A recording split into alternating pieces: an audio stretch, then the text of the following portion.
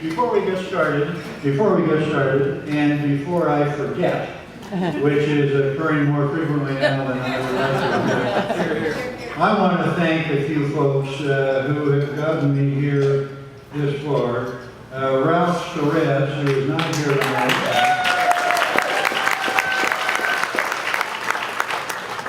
I met Ralph a year ago in a car show in Solvang, California. We live up in Santa Barbara County.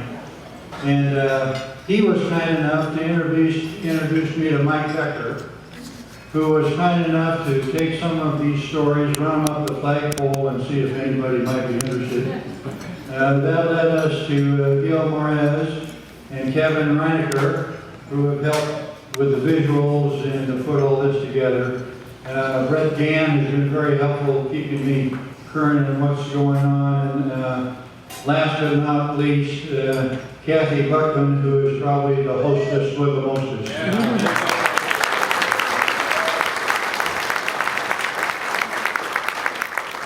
So we'll start.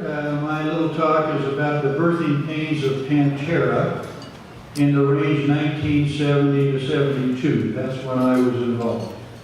As a little bit of background, I should first introduce myself, which has obviously been done, but I'm Tim Foraker.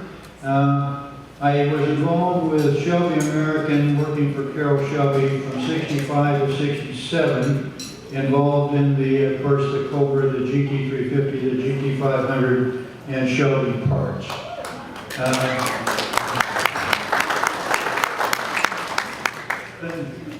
Thank you. I'll pass that on to Carol.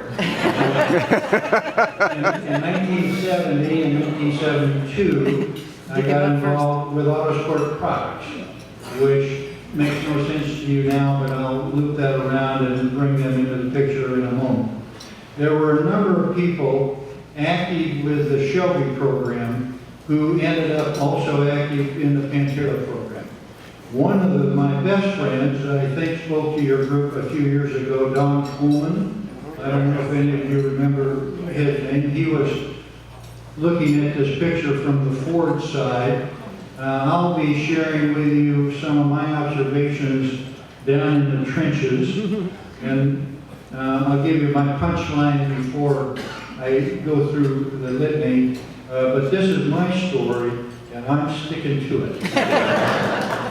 So to start with, the original business plan that deTomaso wanted to work out with Ford Motor Company was very similar to what was in existence with Shelby American and Ford, which was basically an independent car company able to buy engines from Ford and some other minor parts that were required, and to get Ford to help them distribute the cars into the marketplace.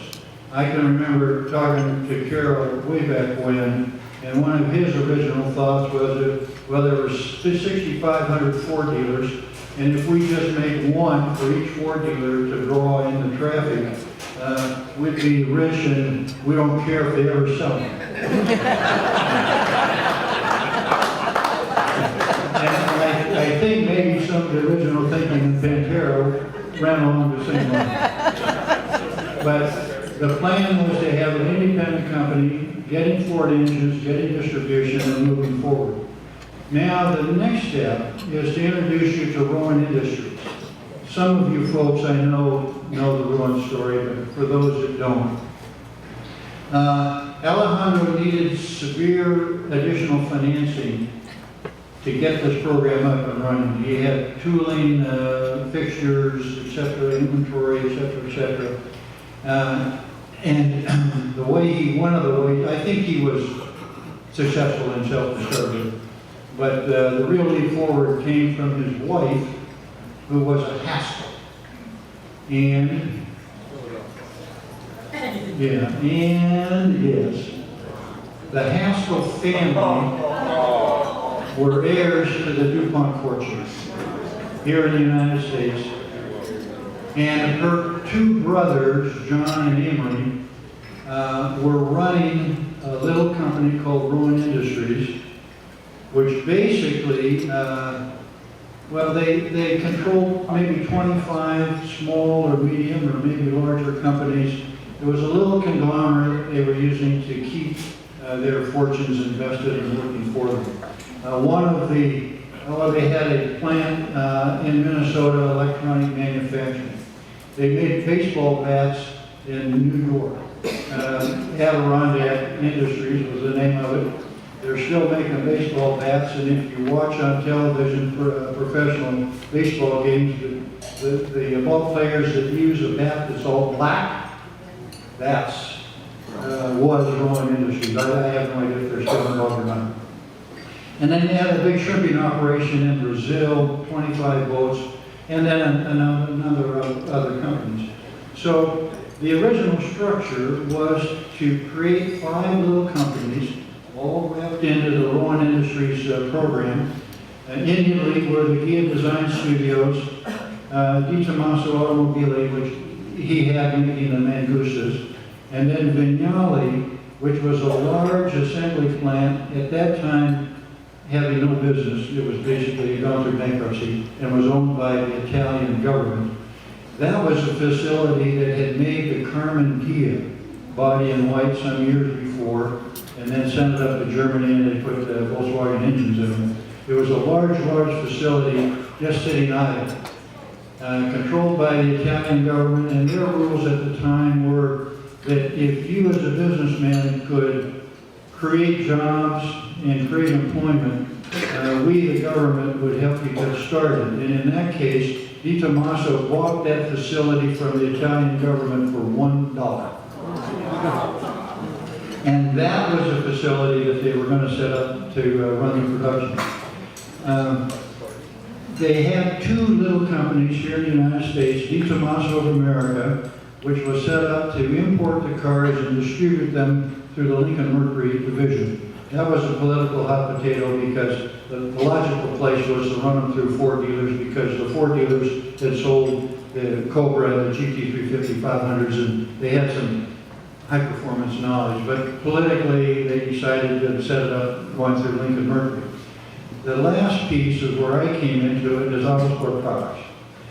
We got looped into this not only to buy the engines and get them over to Italy, but we were also charged to set up the service and repair operations for the service parts coming back into the country. I got hired into Autosport Products by a gentleman who I had hired at Shelby American. I was expanding our sales of Shelby parts, and I hired Dave to be our regional sales manager in the Midwest. Very competent person. And when I left Shelby in '67, Dave stayed on and active in the programs and had a small little company in Michigan called Autosport Products, which at that time was selling, I hesitantly call them the trinkets and trash of the business. They're the jackets, the patches, the hats, the keychains, the decals, and stuff. And he was familiar with some of the other players putting this together, and they needed a person like me who had some experience handling the distribution of parts. That was one of my responsibilities at Shelby American. So I got pulled in, looped in, when Dave called me one day, and I hadn't seen him for 2 or 3 years, and he said, you know, how would you like to get involved in a new fancy sports car? And I said, oh, that'd be a lot of fun. Then it led to the fact that his headquarters were in Livonia, Michigan, and I basically said, there's no effing way I'm moving to Michigan. The reason I hired Dave is he was a heck of a good salesman, and he applied his salesmanship upon me. There were some stock options that were involved. My wife threatened divorce, but she finally came with me. We moved to Michigan and got involved. We set up a warehouse in Livonia and a warehouse in Gardena, California, getting ready for these parts so we could all keep these cars running. Then something happened. And it was the plane crash that changed everything. John and Emery and a fellow by the name of Ward, who was a financial vice president, headquarters in Red Bank, New Jersey. chartered a small plane to fly them to Boston for business one day, which they did, and on the way home, trying to get back into Red Bank where they had their cars and where they lived, it was fogged in. And sadly enough, they all agreed that they could fly 10 or 15 minutes and land, in Philadelphia or lots of other airports around there that were open and available. But because of the inconvenience of having their cars there in Red Bank, they decided, well, maybe if we just circle around here a little bit, the fog would clear, we could land, and then we could run on home. 45 minutes later, they ran out of gas, they crashed, and all four were killed. That put, the entire program on hold for, 2 or 3 months, probably 2 months. We were sitting around with people, we've hired people, we've got warehouses, we're ready to go, nothing's happening. So the board of directors of Rowan, not knowing anything about automobiles, because they were doing these other businesses, approached Ford, they had heard that Ford was involved somehow, but they didn't know how. So the board approached Ford and said, do you have any interest? There was a discussion that took place primarily with Ford financial folks as to, well, to Rowan board, what do you want to do, what do you have? And well, we basically like to get out of this business. If you could take it over, that would be great. So the question back is, what do you have? Well, what we have is, and maybe it's not up here yet. No, I'm sorry. I'm out of sequence. So what they had, of course, was the Gia Design Studio, the Vignale Assembly Plant, and deTomaso the deTomaso Automobile. And in the discussions, they all got focused on the Gia Design name. The interest that Ford had in taking over this program, interestingly enough, had nothing to do with the European terrorists. They were after the Gia name. It was available. They put $4 million on the table and said, we'll take it over. And for those of you who have a little bit of gray hair, you might remember back in the 74, 75 period, the top of the line of every Ford and Lincoln Mercury vehicle was the Gia. That's what they were after. And they ended up with an automobile program on the side, which was fine with them. They were willing to play the game. That's how Ford got involved, primarily to get the Gia name, but then they picked up the Pantera as a sidelight. So, the next step of the story is the first 6 Panteras arrived in the country for evaluation by executives and people who were involved. Most of the executives were high-powered, high-level folks. For some reason, I ended up with one. I was a pawn, not a king. And I had fun for a long weekend, driving my car around, showing it off to my friends, having a lot of fun. I got mine back, unscratched. Another gentleman, though, an executive vice president of Ford, at the very highest level, I recall his name is William Ennis, but I'm not completely sure, was given the car for the weekend. We were all given about a 6-page questionnaire. We're supposed to drive them around, and then, what do you like, what don't you like, what can we do better? And of course, my only complaint was headroom, because I'm tall. I see a lot of bodies there. So Ennis takes his car home for a weekend, and interestingly enough, has a 16-year-old son who had just gotten a driver's license. Not a good combination. You see this coming. Well, you're going to be surprised with the twist. Of course, Bill, being executive vice president, reporting directly to, I think, the president, I think it was Lee Iacocca at the time, I'm not sure, but right up there, said, no, kid, you can't drive this car, this is a special car. But as the weekend went on, the father was getting a lot of pressure from the son. And Mom, one afternoon, needed some dog food. And it was decided that the son could take the Pantera down to the supermarket, which was 2 miles away, to get the dog food, bring it home, be sure that you don't speed, you don't race, you don't do anything that's perfect. That's what all Ford executives thought when the car ended up in the ditch and was returned to the facilities on Monday morning, and all the rest of the top Ford brass knew for sure that this kid had gotten hold of that car and he'd gone out racing, and it was his fault.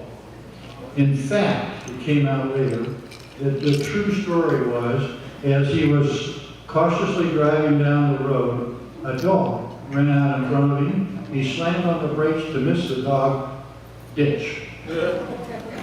But that started the simmering within the higher levels of Ford as to what's going on with this car, why are we involved, etc., etc. But it was decided because Bill Ennis was firm in supporting the story about his son and what had happened, and a lot of the other brass were saying, no, you must not be telling the truth. So they decided, well, we'll solve this once and for all. We'll take a Pantera out to the Dearborn test track, and we'll run it around and see who's lying and who's telling the truth, which they did, and they asked the top suspension engineer within the Ford division, I think his name was Campbell, but I'm not sure, to come out and evaluate the car. On the sideline of the test track are standing the top brass of Ford Motor Company. There's Henry Ford II, there's Lee Iacocca, there's Bill Ennis, and right on down the line. So this engineer comes out in his business suit, coat, tie, polished shoes, hops in the car, drives around the test track, one lap, comes back up, slams on the brakes, slides the car in front of these executives who are all standing there, jumps out of the car, and starts swearing. I can't use his language, but the gist is, why did you SOBs not tell me I could have been killed in this car? Otherwise, I would have put on a driving suit and a crash helmet. Well, if the son's accident, missing the dog, started the simmering, this put it on a boil, a big boil. And I'd say some days passed with a lot of decisions being made in Henry Ford II's office. Ford Legal got involved with some very interesting questions, which only lawyers think about. Well, what is this car? Well, this is a Pantera. Oh. Where is it made? It's made in Italy. Oh. What is Ford's involvement? Going back to the original concept. Well, we're going to provide engines for them and we'll help them with distribution. That'll be nice. Remember, we did that with the Cobras and the GP350s, and that was a very successful program. And if we put some of these beautiful Panteras in Lincoln Mercury showrooms, if we don't sell any Panteras, maybe we can sell some Lincoln Continentals and some Mercury Marquis. That's the way we think back there. So, then the last two questions that came out from the legal counsel. One was, who owns this car? Everybody thinking it was an independent car company. But the answer was Ford Motor Company owns this car. Oh. Who designed the car? The Italians. Stop sign.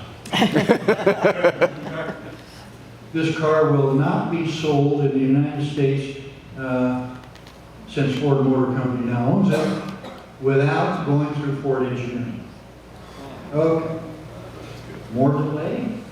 We at Autosport Products are wasting money and trying to stay alive.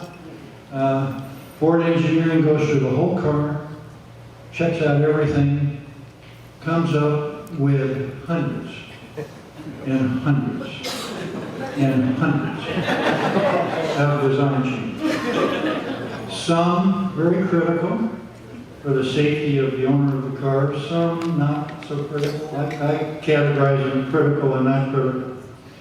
The critical ones are suspension components in the rear and the front, electrical problems. Italians are beautiful in design, not too good with electronics and electrical systems. So they then got it all through Ford Engineering, but they had several hundred cars already built in Italy and some in the pipeline coming across that needed to be reworked before they could be put into the system. So they set up 3 rework shops, Bill Straub in California, Holman Moody in North Carolina, and Dearborn Steel Tubing in Michigan, which you probably never heard of, but they do a lot of work for Ford, and they're still in business today doing a lot of custom work. So these first several hundred cars, and I'm really not sure the number, were all sent to these 3 facilities. They were torn down, they were rebuilt, they were put all back together, and for all the critical components.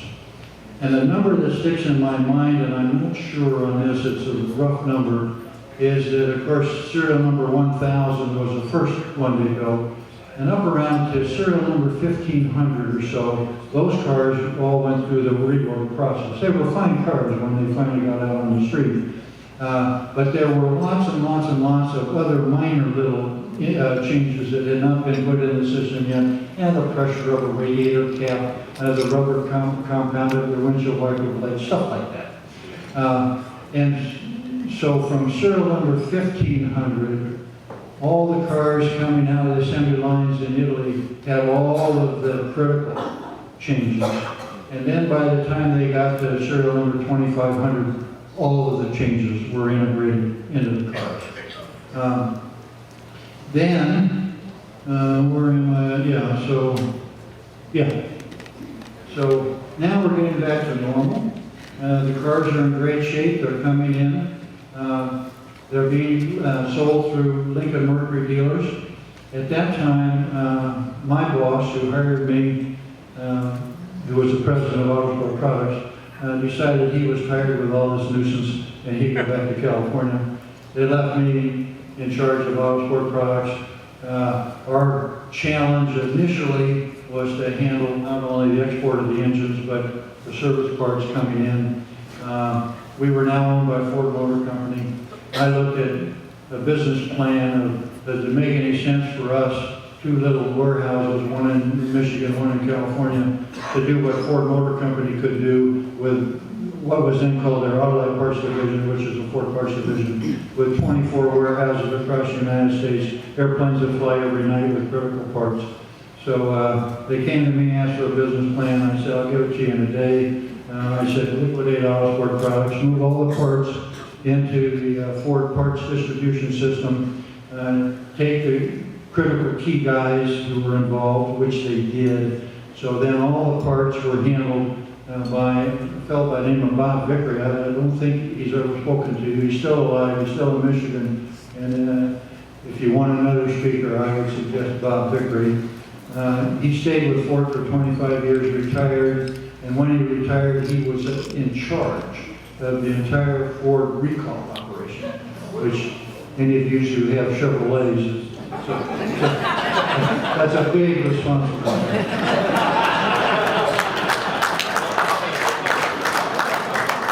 So now I'm gone in 1972, but I understand that the cars that Ford's involvement with the car continued until 1975, sold through Lincoln Mercury, parts through the Autolight Parts Division, and then Ford decided, no, we want to do something else. And then they let deTomaso continue production in Italy, as I understand it, another 3,000 or 4,000 cars over 20 years or so. And then that's basically, and I'm out, I'm doing other things, and then that's the story behind the struggle to give you folks the car that you own, a fabulous car.